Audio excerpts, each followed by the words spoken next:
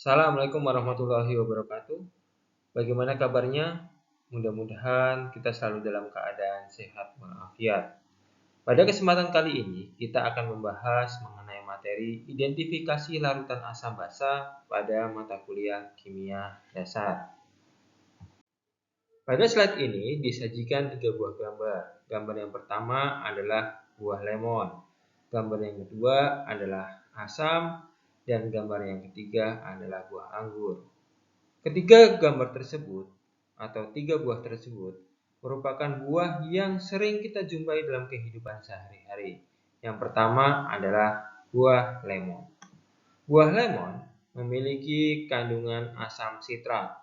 Asam sitrat memiliki rumus C6H8O7 yang memiliki rentang pH berkisar antara 2 hingga 3. pH 2 hingga 3 tersebut menunjukkan bahwa lemon bersifat asam. Gambar yang kedua adalah gambar buah asam.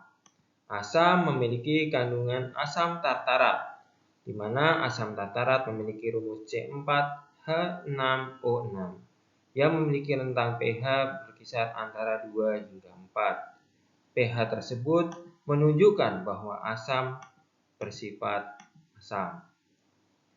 Gambar yang ketiga adalah gambar buah anggur. Buah anggur memiliki kandungan asam tartarat dengan rumus C4H6O6, asam sitrat C4H8O7, dan asam malat dengan rumus C4H5O6 dengan rentang 3 hingga 4. pH 3 hingga 4 menunjukkan bahwa anggur bersifat asam. Selanjutnya disajikan 3 buah gambar. Yang pertama adalah gambar amonia, yang kedua adalah gambar kapur sirih, dan yang ketiga adalah gambar sabun. Yang pertama adalah gambar amonia. Amonia memiliki rumus NH3 dengan pH berkisar antara 11 hingga 12. pH tersebut menunjukkan bahwa amonia bersifat basa. Gambar yang kedua adalah gambar kapur sirih. Kapur sirih memiliki kandungan kapur dengan rumus CaOH2 dengan rentang pH 12 hingga 13. pH 12 hingga 13 menunjukkan bahwa kapur sirih bersifat basa. Gambar yang terakhir adalah gambar sabun. Sabun memiliki kandungan natrium stearat dengan rumus NaC18H35O2 dan kalium oleat dengan rumus C18H33KO2 dengan rentang pH 9,5 hingga 13. pH tersebut menunjukkan bahwa sabun bersifat basa. Nah, dari keenam gambar tersebut, kita bisa mengetahui suatu benda itu dapat bersifat asam, basa, dan juga ada satu sifat lagi yaitu bersifat netral. Lalu, apakah indikator asam dan basa itu? Indikator asam dan basa adalah suatu senyawa kimia yang dapat mengubah warnanya tergantung pada pH larutannya.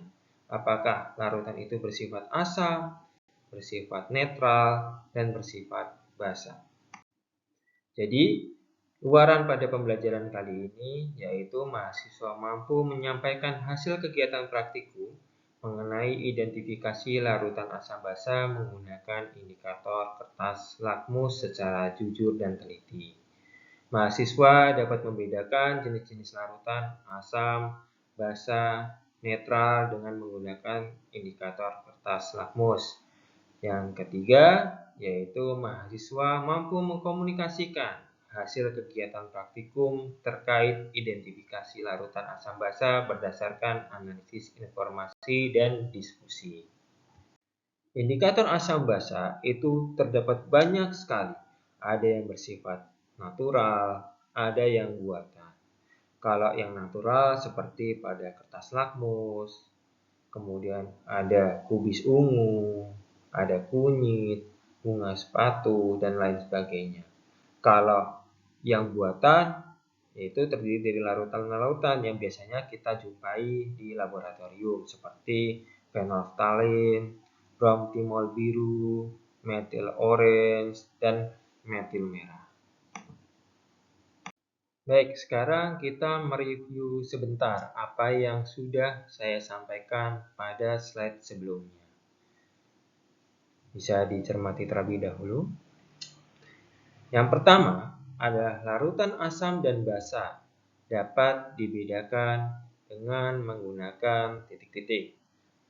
Maka jawaban yang benar adalah indikator asam dan basa.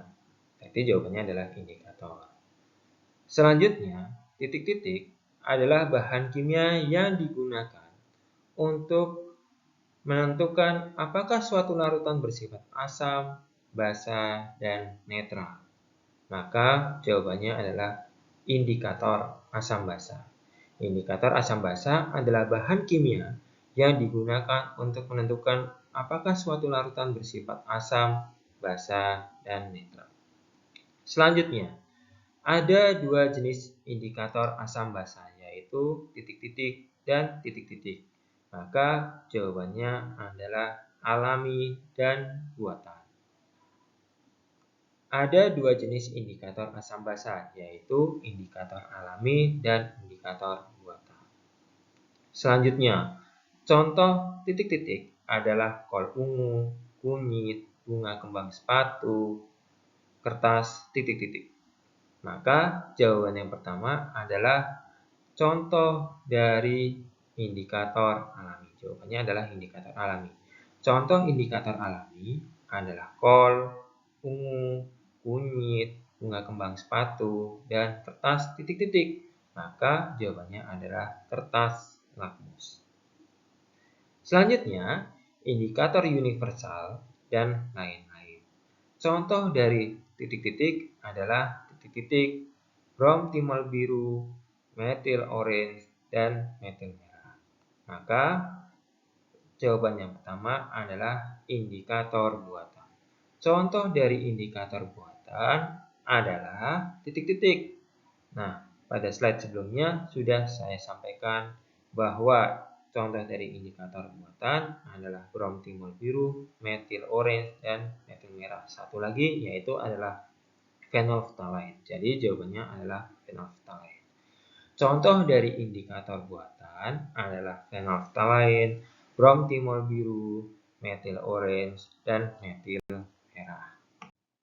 Pada kesempatan kali ini kita akan memasukkan data percobaan yang telah dilakukan pada pertemuan sebelumnya mengenai identifikasi suatu larutan berdasarkan pH-nya menggunakan indikator kertas lakmus. Ada 3 kemungkinan yang terjadi saat menggunakan kertas lakmus.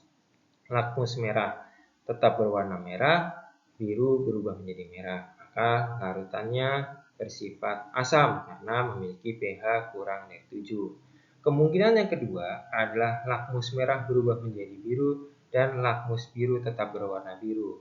Maka pH-nya itu lebih besar daripada 7 karena bersifat basa.